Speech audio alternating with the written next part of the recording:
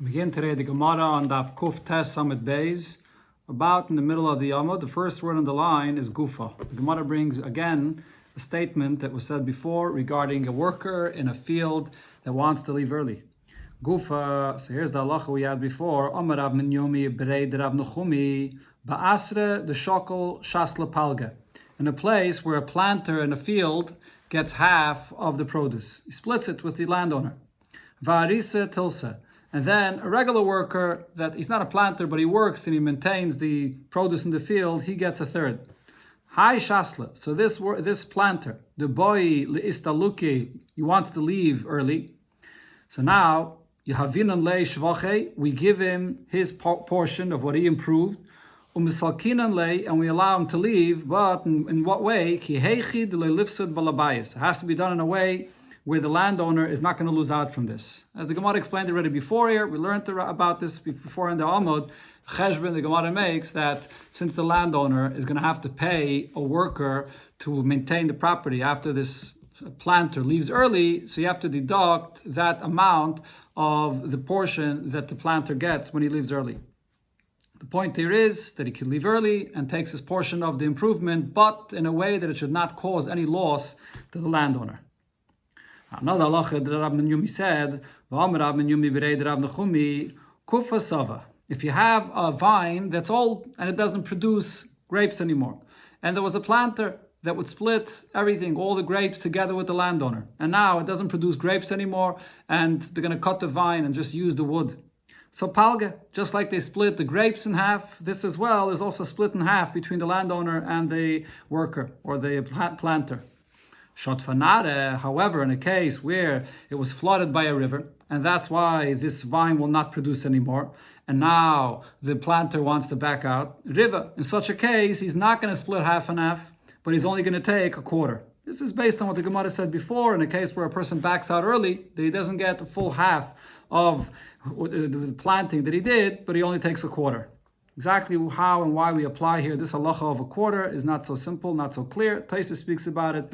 Before the Gemara made a cheshbon exactly about the quarter of how you take. It's a quarter, which is really a sixth, because you have to also have money to pay a worker that's going to continue working here, which seems to not be the case over here. In this case, we're shot fanar.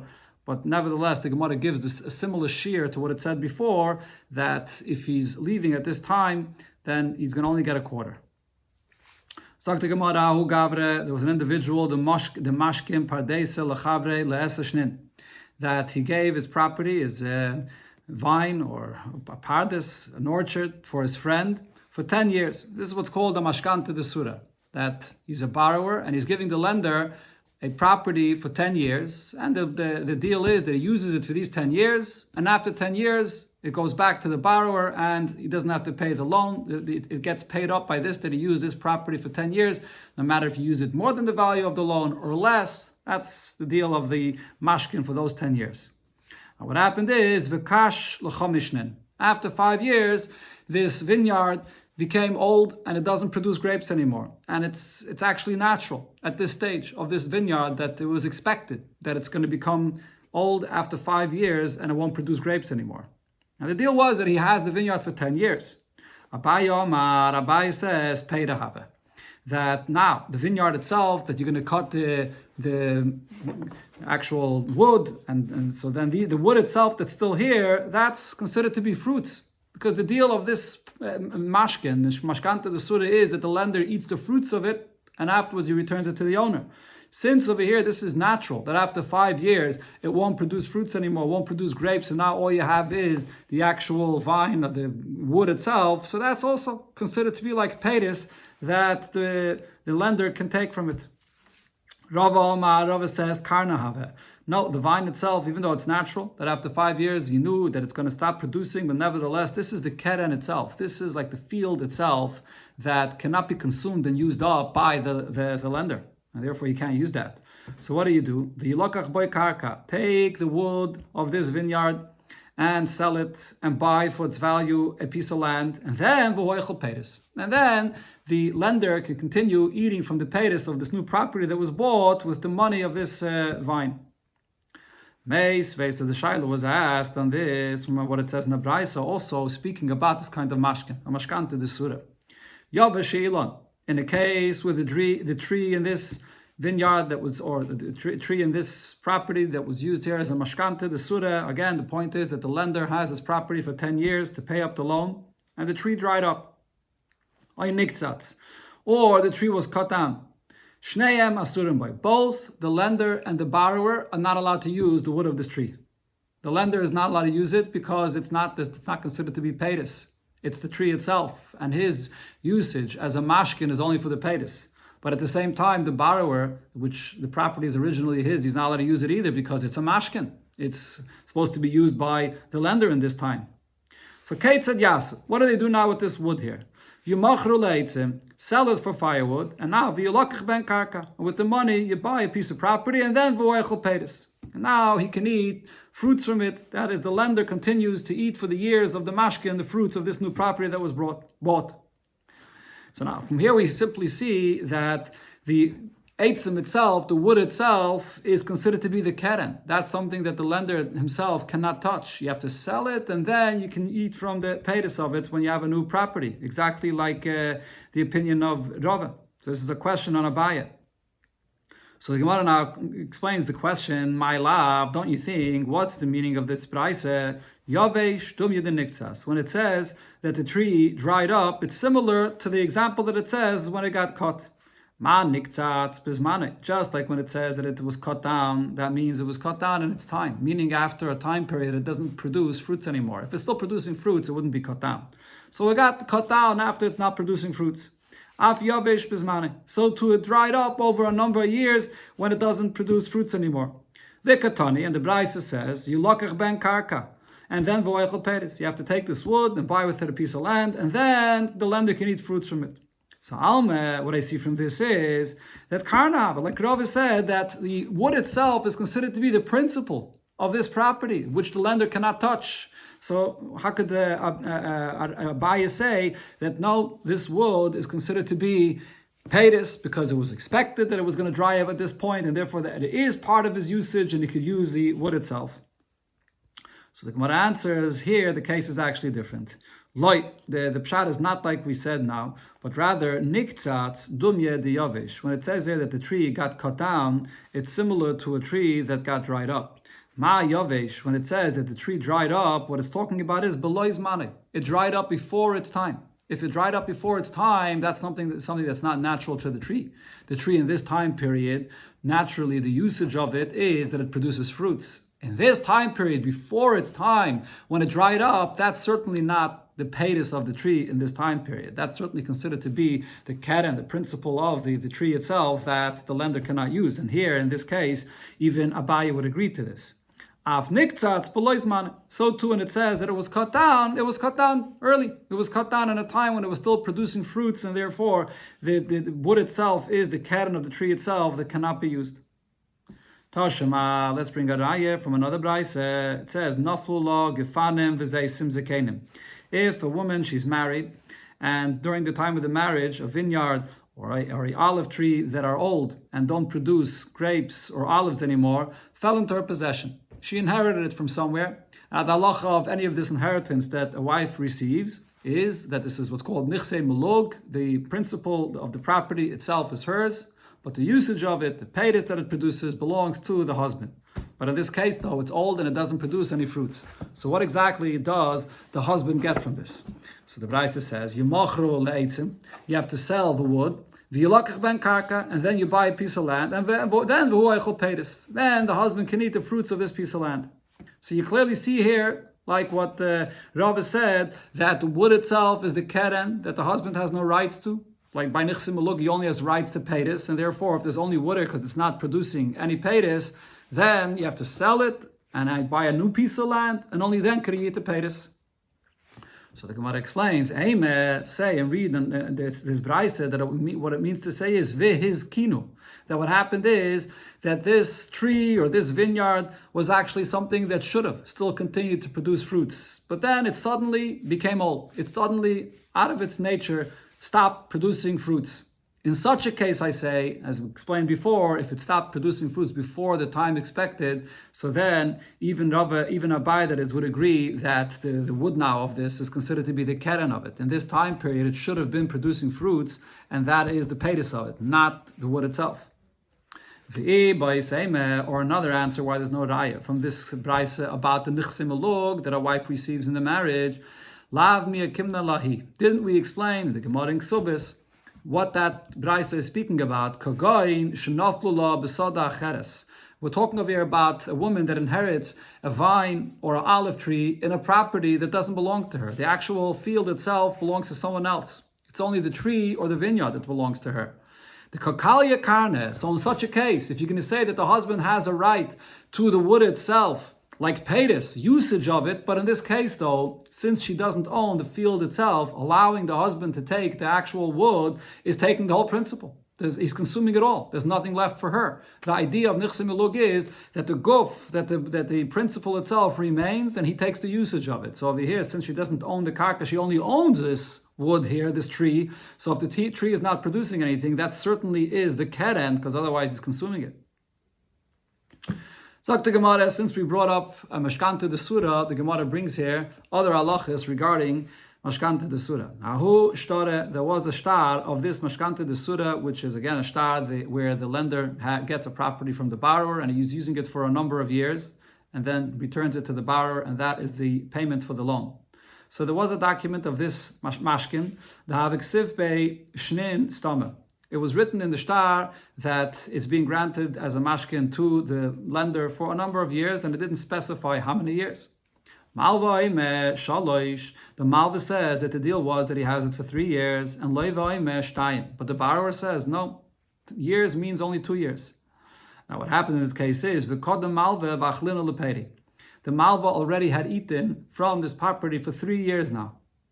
So who is the one that's believed over here regarding the years that it says in the shtar, and it's not specified how many years this is? Rav Yehuda says karka b'cheskas balei kaime. The property is in the ownership. It's in the assumed ownership of the real owner, which is the borrower, and that's even after the lender ate from the fruits the additional year. So the fruits were already eaten by him. So he has it already in his chazakah, in his possession. But nevertheless, since the actual property is owned by the borrower, even after he ate from it, it's considered to be in the chazakah, in the possession of the owner, and therefore the lender that wants to have the rights for this additional year that he ate from it already, the 3rd year that the borrower says it's only 2 years, he is going to have to prove that.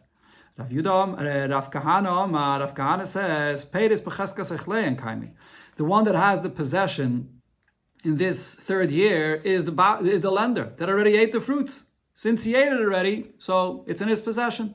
If the borrower wants to claim that it was only for 2 years, he's going to have to prove it. He's the one that's being mitzi. So basically the question over here is, who is the mitzi mechavere? Who is the one that's taking the money out, and who is the one that is currently possessing the money? The hilchase in this machlokes, the halacha is kavasei the Rav Kahana, the Omar, peiris b'cheskas echlei kaimi. We pass like Rav Kahana that says that the one that ate the fruits already, the lender, since he has the fruits already in his possession, so he's the one that has the chazakah, and the borrower has to prove that it was only 2 years. Frag the Gemara, how are we passing like Rav Kahana here? But v'kaimelon, we have the halacha earlier here in the Masechta, in the end of the previous Perek, the hilchase kvasei the Rav Nachman, that we paskin like Rav Nachman. The Omar, and there Rav Nachman said, karka b'cheskas baileo oimedes, that a property is considered to be in the possession of the original owner. That's talking about a case where you have an argument between an owner and a renter. There was talking about a bathhouse.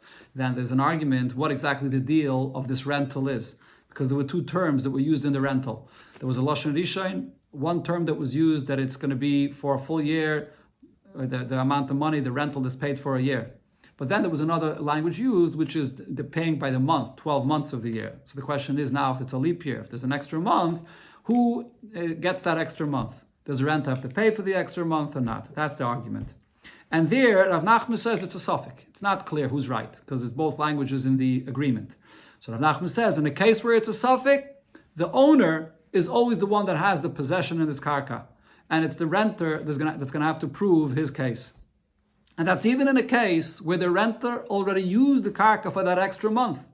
But nevertheless, he's going to have to pay for it. So in our case as well, we should paskin like Rav Nachman. Even after he already ate the fruits for that extra year, but still, it shouldn't be in his chazakah. He should have to prove that it's his. We should give the chazakah to the owner, not to the lender, which has it as a mashkin. So the Gemara answers, it's not the same thing. There, it's a situation where it's something that will not come to be revealed and to see who's right and who's wrong. It's a suffix because there are two terms that are used in this agreement. It's something that we can't figure out. In a situation of a suffix like this, we follow the chazakah, and the chazakah is with the original owner. Over here, this is something which very possibly will be determined later, will be figured out. It says in the shtar, just plain years, but Adam can show up and let us know what the agreement exactly was. Was it 3 years? Was it 2 years? So therefore, we're not going to make Bezdin work and go out of its way to take the money out of the one, or the fruits out of the lender that already ate it, and return it to the borrower, and only later to find out that the lender was right, and then the Bezdin will have to take it back and return it to the lender. So therefore, for the time being, we wait to see, maybe Adam will come, and we leave the fruits into possession of the lender that ate it already. Another case regarding this mashkan to the surah, Malva ime chomish. The Malva argues and says that it was written in the shtar that this mashkan is for 5 years. Loiva ime shalish. And the Loiva says, no, what was written in the shtar is that it's only for 3 years. And the shtar is not here. So the borrower says to the lender that has this shtar that states how long this mashkan was for, I still bring the shtar and let's see what it says in the shtar. So the lender says, I lost the shtar that says how many years it is. So regarding this, Rav Yehuda says, Malva Nemon, the lender is believed to say that it was 5 years and that he does not have the shtar anymore. Since the case of here is that he already was occupying this land for 3 years. And he's claiming that he could continue occupying it for another 2 years. The deal was 5 years. But he's already there for 3 years. So that now he really has an ability to claim that he bought it.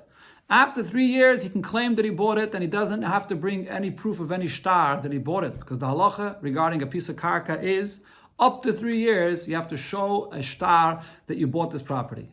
But after 3 years, because people lose their shtar, Chachamim instituted that there's a chazakah, cheskas, gimel, shonim, that the fact that you were there 3 years and nobody protested, nobody said anything about it, you can claim that this property is yours without having any additional raya. So he has the option to say that he bought it. So since he has a migu, since he could have said that he bought it, he's also believed to say that it's a mashkin, but a mashkin for 5 years. And he doesn't have to show any shtar for this. Rav Papa says to Rav Ashi about this psak din of Rav Yehuda, Rav Zvid and Rav Avira lo isviru lo hold Rav Yehuda. Both Rav Zvid and Rav Avira did not hold of this psak din of Rav Yehuda. My time, and what's the reason why he brought a very good svara of a migu? Reason is because this shtar here for this mashkin, kivin de leguvaini koi, since it's a shtar that the lender has to prove that this property is his to collect his loan.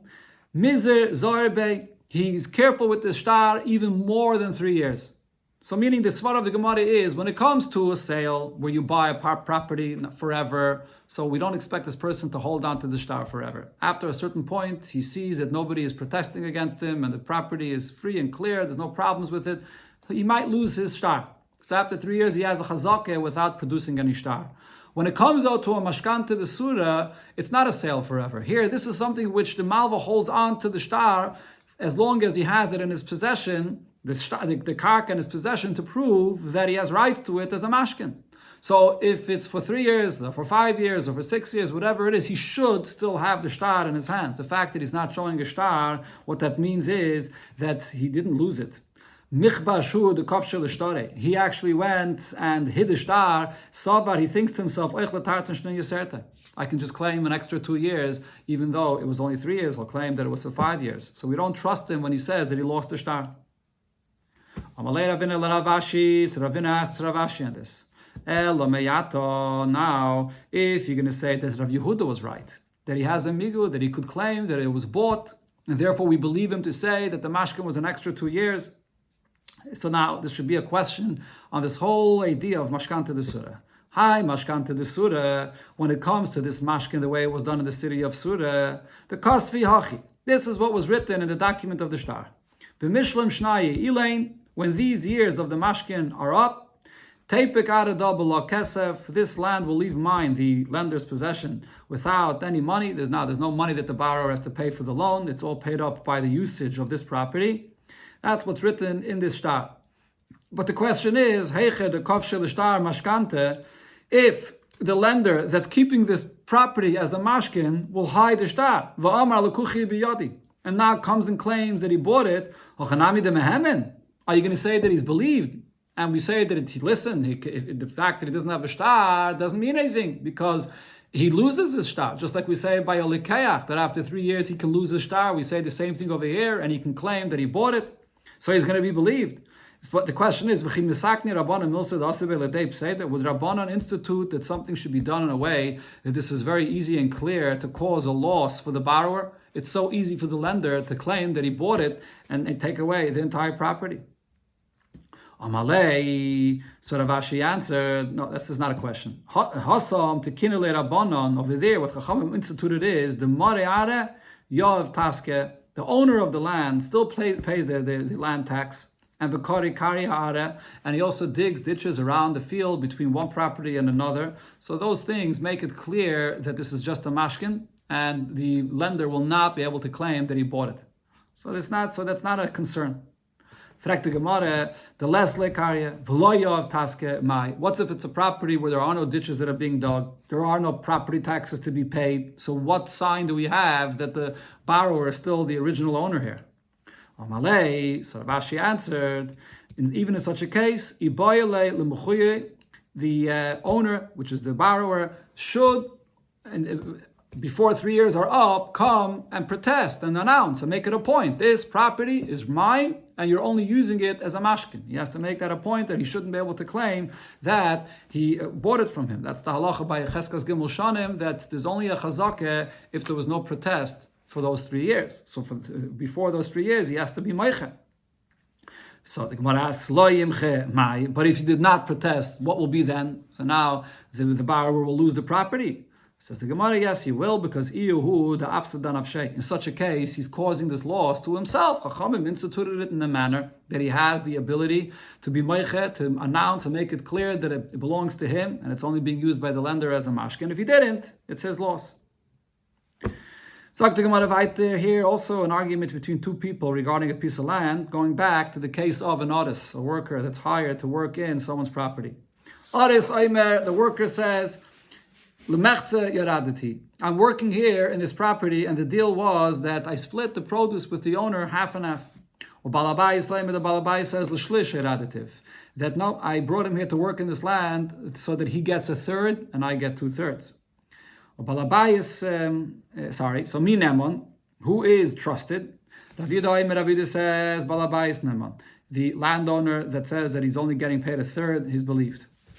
Rav Nachman says, Hakoil k'mineg medina. You follow what the custom of the country, the people in the country there is. Now, Sover they thought to say about this argument between Rav Yehuda and Rav Nachman that loy pligi. They really are not arguing at all. Rather, ha ba'asre the shokol arisa palge. If it's a case where the custom is that the worker gets paid half, so in such a case, we follow the minig medina that he can claim that he should get half, like the minig is. If it's a place where the minig is that the worker only gets a third, so then the balabas, the landowner, is believed to say that that was the deal. So Rav Mari said, no, that's not the case, because this is what Abaye said. Even in a case where the minig is that the worker gets paid half, nevertheless, pligi Rav Yehuda argues, and pligi they argue, that is, the argument still applies, and Rav Yehuda Amar, even in such a case where the minig is that you pay half of what grows for the worker, but nevertheless, Rav Yehuda says, Rav Yehuda Amar, Rav Yehuda said, Balabayis Nemon, that the Balabas is believed to say that he made a deal with him only to pay him a third, different than what the minig Amadin is. Why is he believed? Because he has a migu. He could have said something else. The Iboy Yama, because the owner could come and claim, Schiri ulikitiyu. He's just my worker. I hired him not as a worker here, a sharecropper that gets a certain percent of the produce. He's a worker that I pay for the week or for the month or for the year, and he gets paid much less. So there's no documentation here for this. So it's very easy for him to just say that he owes him much less than what he's actually saying. So therefore, he's believed to say that he owes him a third. Rashi here says, regarding all these cases, when it says Neman, that he's believed, it means believed, but with a Shavuos Hesis. This is the Shavuot Chachamim instituted to pati yourself when there's an argument if you owe money or not. So even if he's believed, but he will have to make that Shavuot. Another case the Gemara brings regarding a property. Here this is talking about the loan, where there's a lien, there's a shibud on the property, and after the borrower passes away, now the Yisayimim, the children have this property, the lender can come and collect his loan from the property. But if the Yisayimim improved the quality of the property, that additional enhancement cannot be collected by the malva, by the lender. Only the property in the condition that it was when the father, the borrower, was alive. So now the argument is as follows. The Yisayimim, the inheritors, come and claim, Onu ishbachnu. We were the one that enhanced this property. So therefore, you could only take a certain percent of it, but not the additional enhancement that we brought. However, the Balchayv, the lender, he comes and says, Avichem ishbiach. It's your father that enhanced the property, and therefore my lien is on the property, including that enhancement that already happened in his lifetime. Almi lahaviraya. Who is the one that's going to have to prove his argument, his claim? So Rab Chanina thought to say that Are b'cheskas yasmi kaima, that we view this land as something which is in the possession of the children that have it now, and therefore the Balchayev, the lender that wants to confiscate it from them for the loan, he's the one that's going to have to bring proof that even the enhancement is owed to him because it was enhanced in the father's lifetime. So an elder came and told them that this is not the case. What Rabbi Yochanan said about such a case is, the Yisayimim, the children that are possessing the property now, they are going to have to prove that it's them that enhanced the property and the lender cannot take this. My time, what's the reason? Even though they're the ones that are possessing the property right now. Because this property, because it's designated to be collected for the loan, there's a shibud on this karka even before the Yisayimim inherited this. Command the gav yadamya. It's as if it's collected by this lender, and therefore vala Yisayimim lo viraya. The Yisayimim, they're going to have to bring a raya that the enhancement is theirs and not to the lenders. So we follow the status of the karka, which is the shibud that was before they inherited this karka. Gemara brings a source for this. Amar Abaye, says Abaye, afanan nami tanina. We also learned this in a Braisa. This is in Gemara in Bava Metzia, where it discusses the halacha of planting a tree outside a city. So in those times, the takana was that outside a city, certain radius, 50 amos outside the city, you're not allowed to plant any trees, to keep it open and empty, to have it nice and open. So you're not allowed to plant any trees there. Now the halacha is that if there was a tree planted there before the city was established, then the tree could be cut down because now there's a city here, but you're going to have to reimburse the owner of this tree for his loss. If, however, there was a city there first and someone came and planted the tree that he was not supposed to, you cut down the tree and he does not have to be reimbursed. So now the Braisa says, Safik zeh kodam v'safik zeh kodam. There's a suffix here. What was first? Was the city first or was the tree first? Does he have to be reimbursed when the tree is being cut down or not? So the halacha is, kaitzitz, you cut down the tree, ve'einay nice and you don't reimburse him. In a case where it's unclear, he does not get reimbursed. Why is that? Why does the city have the upper hand that he doesn't have to get reimbursed? So Alme, what I see from this is, Kivin de lemeitzak meikatz kaime, because this is a tree that's designated to be cut down. A tree in the vicinity of a city is designated to be cut down. We say to the tree owner, you're the one that has to prove that your tree was here before the city, and then you'll take payment for, you'll be reimbursed for your tree being cut down. So Hachanami, here as well, since we have here a star that this property is designated to be collected for the loan. Kaman the gav yadamya, it's as if it was collected already. Vala yisaymim lo haviraya. And the Yisayimim, they're going to have to bring a raya that there's a portion of this property that cannot be collected because they enhanced it. Now the Gemara continues regarding this case. Aiso Yasmi Raya. If the Yisraelim did prove that they are the ones that improved the property, so now that portion of the property cannot be collected by the lender. So Rab Chanina thought to say that when we give the Yisraelim their portion of the enhancement of this property, they actually get a certain percent of the physical property itself, and the lender can only take according to the percent of what its value was before their enhancement. But this is not the halacha. We allow the lender to collect the entire property. Now, the money, the value of that enhancement, that the Yisraelim enhanced the property, the lender will have to reimburse and pay money to the Yisraelim for that value, for that amount. But the lender can take the entire property. We learned this from what Rav Nachman said. Rav Nachman said in the name of Shmuel, Shloisha, there are 3 cases where Shaman Lahem es Ashvach, we evaluate what the enhancement of the property was. And then with money, that's how the one that deserves this gets reimbursed.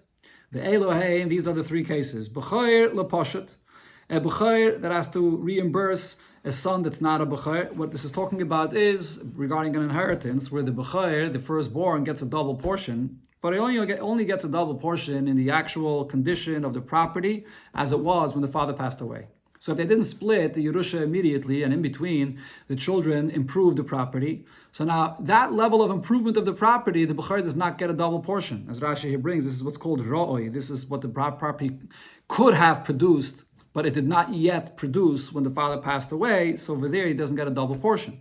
So now when you split, and the Bechor did take a double portion of the entire property, including of this improvement, he has to reimburse the other brothers for the extra that he took, that he shouldn't have gotten a double portion for this. What does he reimburse? Money. He takes the actual double portion of the property itself, and for the improvement, he only reimburses with money. It's one case. And also, the same is also with a lender or a woman, a wife that comes to collect her ksuba from the Yisayimim, the case that we're discussing here, that even if they take from the property, including the improvement that the Yisayimim themselves improved the property, they can take the whole thing, but they pay back money. They don't have to leave a portion of the property itself. And similar, when a lender comes to confiscate a property from a buyer that bought the property from this borrower, and now the Bal Chayiv, the lender, comes to confiscate it from him, so the enhancement, or the improvement of the property that he has to reimburse, he reimburses with money. This is the halacha that Rav Nachman said in the name of Shmuel, so we see that you only have to reimburse with money. Amalei Ravina asks Rav Ashi about this halacha that Rav Nachman said in the name of Shmuel. Lememre, that is, Lememre the Sava Shmuel, shall we say that it's Shmuel's opinion that Balchayv Lulakuchais, the Bachadzir, Yav Shvacha, that when a lender confiscates a property from a buyer, so the portion of the property that was enhanced by the buyer, that's something that he cannot collect, and he has to reimburse the buyer for that. Is that the case? Is it true that the lekeach has the rights to enhance the property and then keep that enhancement for himself or get reimbursed for that? But didn't Shmuel say Balchayv goive es shvach? The Balchayv does have the right to collect even the enhancement as well, because this is a property that belonged to the lender. He had a lien on it before the buyer bought this property. So even what was enhanced there, he can come and confiscate for the payment of his loan.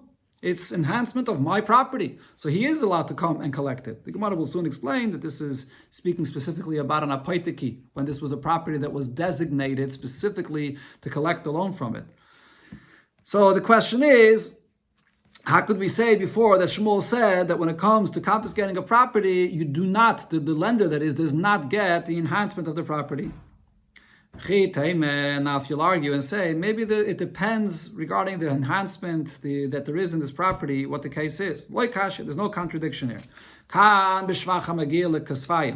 Here, the enhancement of the property there's the wheat or whatever is growing there in the property, that it's tall enough, coming up to the shoulders of a person, shoulder height. So this is something that is basically already ripe produce. It's still taking a little of nourishment of the ground, but it's almost ripe produce. This is something which is considered to be already separate from the property, and that's what Shmuel said, that the lender does not have a right to that. And kam b'shvach she'ein magiel is fine. And here it's speaking about what the property.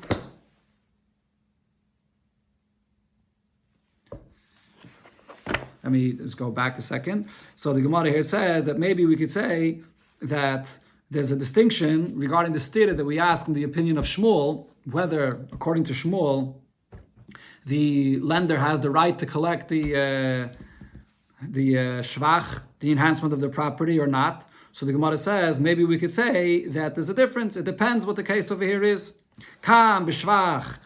If it's an enhancement that comes up to the shoulders, so that's something which is already almost completely ripe, that's something that we say that is separate from the ground itself, and therefore the lender cannot collect this. And and here we're talking about an enhancement that does not reach to the shoulders. It's more still taking all of its nourishment from the ground. It's not close to being ripe, and that's something which the lender is allowed to collect and does not have to reimburse the buyer for this. And Rashi just clarifies, the Gemara gives this example of Magiel Kisfayim and Le Magiel Kisfayim, but it's not talking about a case where the produce in the property is fully ripe. If it's fully ripe, then it's definitely considered to be separate from the property itself, and the lender has no rights to that. So maybe it depends on how ripe it is, whether the lender has the right to collect from what's growing, the enhancement in the property. But the Gemara says that can't be the distinction to explain Shmuel's opinion. Because this happens all the time, that even in a case where you have produce growing in the property that's tall enough to the shoulders, it's almost ripe, and even there, Shmuel allowed the lender to confiscate this from a buyer. So how did we say before that according to Shmuel, the lender has to reimburse the buyer for the enhancement, for the additional shvach? And says the Gemara, like Hashir, there's no contradiction here. Ha, the masik be kishir aro shvacha. Over here, the value of the loan itself is the value of the property itself, and including now the enhancement, the produce that's growing it. So then Shmuel said that the lender has a right to the property and the produce that's growing it. And when he says that the lender has to reimburse with money the buyer, that's because the amount of the loan is only the value of the property itself, not the value of the produce. And he's taking it all. So when he's possessing it, he has to return him only money for the shvach, which exceeds the value of his loan. According to your answer, when the value of the loan is not the value of the ground itself, including also the enhancement, what's growing there now. The Yav lezuzi that Shmuel said that in such a case, so the lender can confiscate the whole property. And all he has to do is, he has to reimburse the buyer with money. But he doesn't have to leave him a portion of the property itself. The question is, why does the buyer not have the right to request that he wants to have a portion of the property itself? And the Gemara here brings an argument that the Gemara speaks about earlier in the Masechta. We had it. What happens over here regarding a buyer that does not want to allow the lender to confiscate the property from him? The lender has a lien on this property, but he says to the lender, I'll pay you the amount of the loan in cash and leave the property for me. So there's an argument whether he has the option to do that. So the Gemara explains, if we're going to say, even if the buyer has money and he wants to pay the lender money and say to him, allow me to keep this property, he doesn't have the right to do that. The lender could say, I have a lien on this property and I want to collect my loan, I don't want your cash. So then, shaper, we could understand why over here, when he's collecting the property and he's taking it all, including what exceeds the amount of the loan, he reimburses him with money, but he will confiscate the whole property. But there's another opinion that says that in any case, when a lender comes to confiscate a property from the buyer, if the buyer has cash, he can say to the lender, allow me to keep the property, I'm paying you cash. He's allowed, he has the right to do that and keep the property. If so, in our case, where the lender is coming to collect the loan, and the loan is only the value of the property itself, and not the additional shvach, what's growing in the property, why is the lender taking it all and just reimbursing him with money? The buyer should say to the lender, if I would have cash, I have the right to prevent you of collecting any of this piece of land.